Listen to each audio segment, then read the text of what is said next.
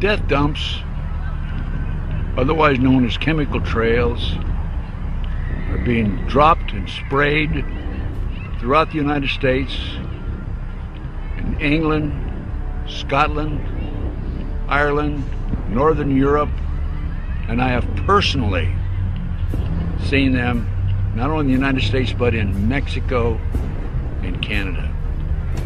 Birds are dying around the world. Fish are dying by the hundreds of thousands around the world.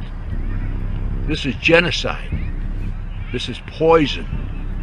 This is murder by the United Nations.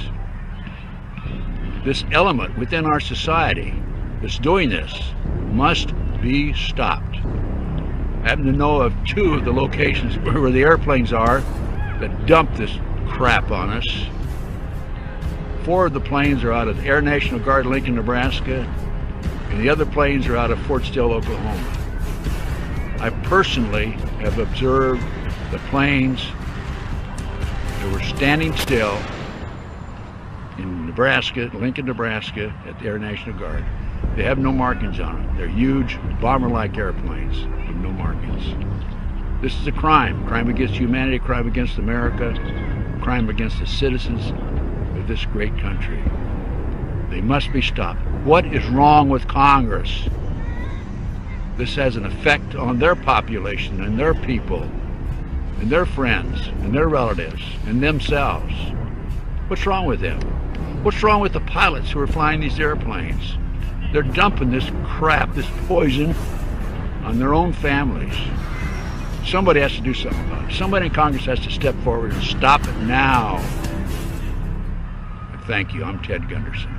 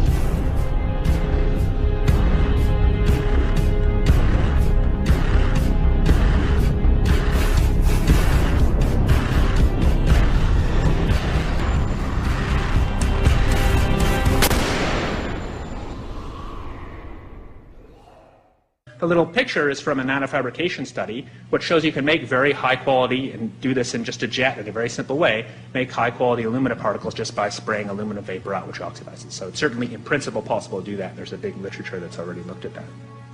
And you could do that by either building new versions of these aircraft or even re-engineering existing aircraft. So there's some ideas of that. So you go to an engineering firm and you want this done. They don't say this is hard or unusual. They say, okay, yes, we could do it. Aerosol geoengineering looks like it is so cheap that the cost is basically not going to be an issue. That means that implementation decisions will be risk-to-risk decisions. The risk of doing it against the risk of not doing it. And it makes the problem of how we govern it fundamentally harder and different and novel. So I've told you that it's cheap to deliver materials to the stratosphere, and I'm convinced that's true. I don't think that will change. But I think the more we do research, the less easy this will look, the more complicated the environmental effects will look. And that's a good thing, because right now it looks too easy. So I think that if we do more research, we're likely to find out that it's harder and more complicated than we thought, and that the side effects are harder to manage, and that's a healthy outcome that will make it easier to do the management. Of course, the opposite reaction is possible. It's an empirical question, how people will actually react to knowledge about this. Another reaction is to say, if these crazy scientists are so concerned about putting CO2 in the atmosphere, they want to think about these things, then that might actually mean we should be more serious about the risks of CO2 in the atmosphere. And by the way, it's not really a moral hazard, it's more like free riding on our grandkids. And by the way, it's not really a moral hazard, it's more like free riding on our grandkids. Numerous air quality studies, including from CARB, California Air Quality Resource Board, have named submicron-sized particulates as being particularly harmful for human respiration.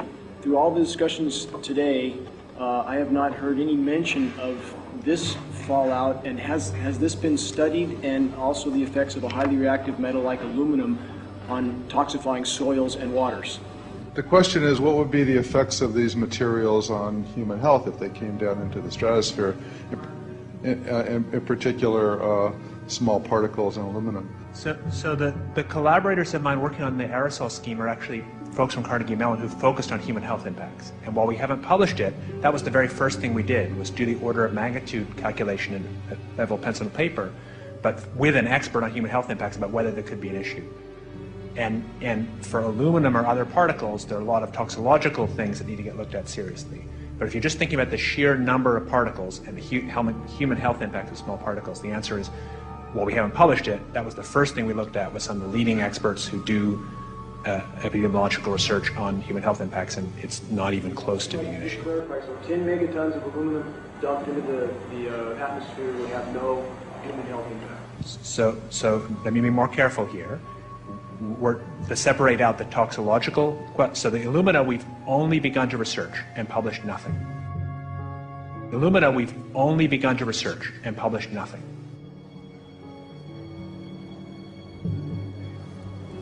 Dane looked at him and he said, so you're telling me that spraying 10 to 20 megatons of aluminum, as you said, would have no human health effects? He took a deep breath and he swallowed and he said, let me be more careful here. We haven't done anything serious on alumina, and so there could be something terrible that we'll find tomorrow we haven't looked at. And that, for me, that was the whole main point of what is going to be coming out to the public. It's the damaging effects of aluminum that are being found around the world in massive amounts. Here's David Keith confronted on this very issue, and he looked, you know, at that point like they just let the cat out of the bag. We haven't done anything serious on alumina, and so there could be something terrible that we'll find tomorrow we haven't looked at. They're proceeding because they have an agenda that's separate from trying to thwart this crisis of global warming. You know, there's obviously several other objectives, whether it's depopulation, control, weapons aspects, communications aspects, all kinds of things, you know, wild cards that we know nothing about.